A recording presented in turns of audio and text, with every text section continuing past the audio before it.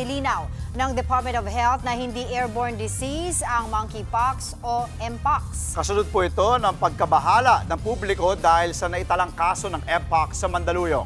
Ayon kay DOH spokesperson Assistant Secretary Albert Domingo, hindi makahahawa ang mpox kung naka-isolate naman ang pasyente at walang skin-to-skin contact. Dagdag pa niya, nasa 44 na lamang ang bilang ng mpox cases ngayong taon. Wala rin anilang outbreak nito at nananatiling kontrolado ang sitwasyon. Nagpaalala naman ang DOH sa mga LGU na mag-anunsyo lamang kung kinakailangan para maiwasan ang stigma. So, yung 44 pong yun, ni isa wala ho kaming in-announce kung nasan sila at hindi naman po bumulusok yung numero kasi nako-contain po natin yung sakit. So, sa lahat po in the future, or anumang homeowners associations, mag-isip po tayo ng isa, dalawa, maraming beses bago tayo mag-announce dahil hindi naman ho kailangan ang mangyayari lang ganito. Baka na-stigmatize pa yung inyong lugar or yung tao.